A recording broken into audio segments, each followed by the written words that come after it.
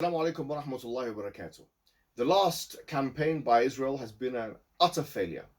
And you could even say that they lost. Yes, they lost this particular offensive, so-called offensive. It backfired in them in the most dramatic way possible. Why? Because you couldn't crush them. You couldn't crush the Palestinians.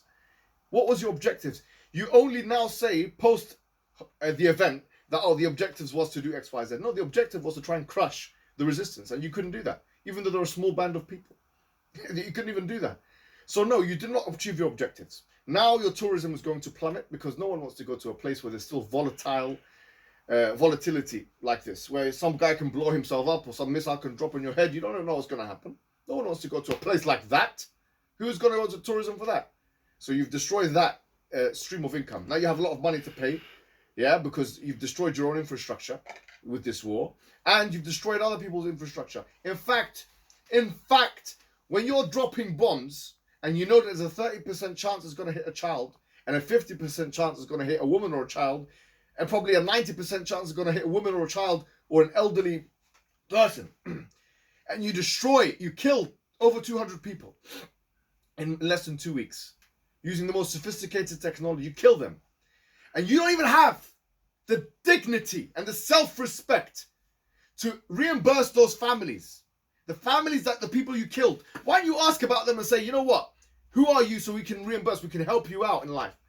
Those buildings that you smashed, broken down, why don't you try and raise money for that and try and what's that got to do with your struggle?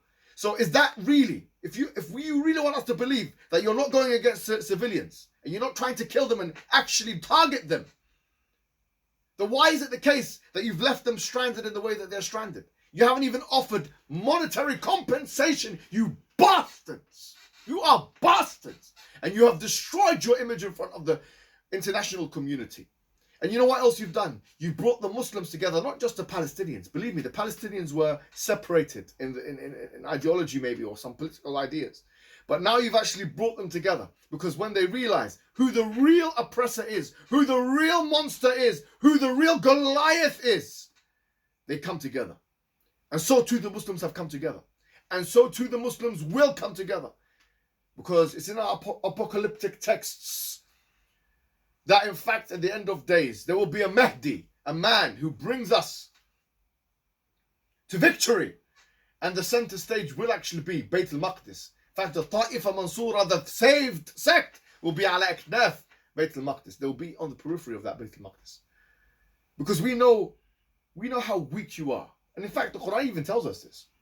Not all Jews, by the way. Of course not Jews. I'm not talking about Jews. We're talking about you oppressive Zionists. And the Quran says, Laysu sawa'a. Jews and Christians, they're not all the same. But having said that, the Quran also states that there will be some of them. وَلَا تَجِدَنَّهُمْ أَحْرَصَ النَّاسِ عَلَى حَيَاةٍ وَمِنَ الَّذِينَ أَشْرَكُوا يَوَدُّ أَحَدُهُمْ لو يعمر ألف سنة وما هو بمزحزحه من العذاب يعمر. That one of them wishes that they can live for 1,000 years. For 1,000 years. And they won't even be able to avert the punishment if even they live for that long.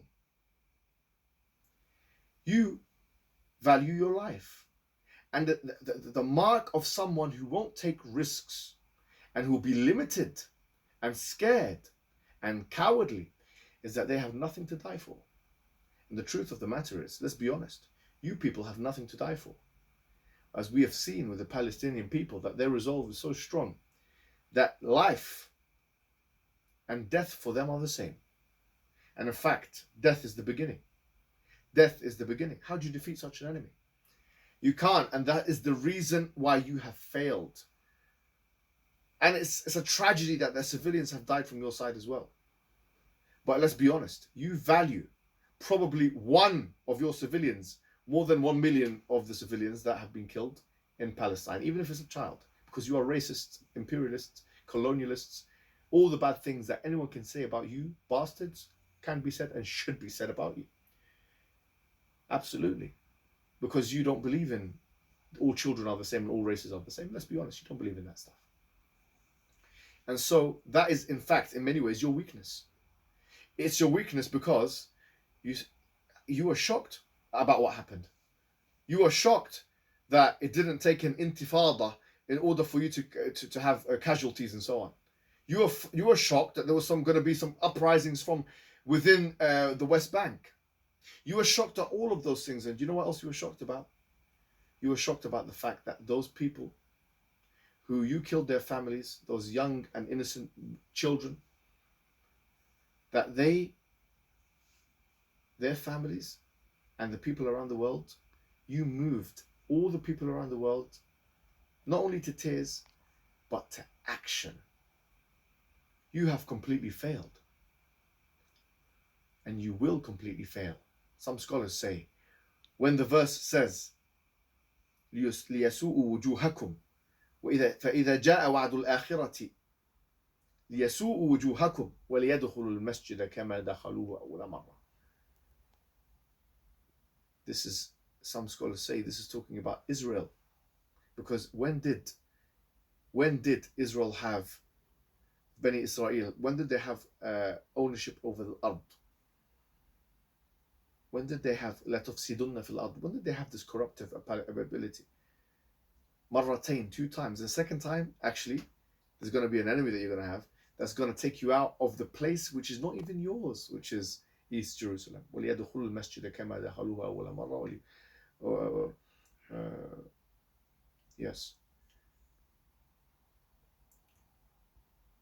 So this is وَلِيُتَبِّرُوا مَا عَلَوْا تَتْبِيرًا. Is that the? Yes. وَلِيُتَبِّرُوا مَا عَلَوْا تَتْبِيرًا. So this is the situation. You have everything to fear and everything to lose. And this is the reality. You're no longer a developed country. You've now put yourself back 20 or 30 years. You put yourself back. And you've lost the credibility in the international community. You lost money, lost lives. And it's because of your arrogance. And so the Gazans do have a lot to celebrate today. And in fact, not only do they celebrate, we as the Muslims will celebrate as well. And we're happy that you had to compromise and succumb to some weakness because you are weak.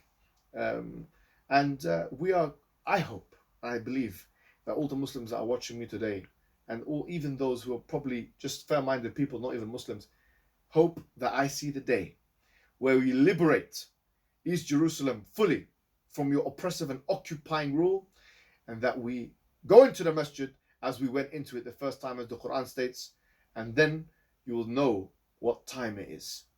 Wassalamu alaikum wa rahmatullahi wa barakatuh.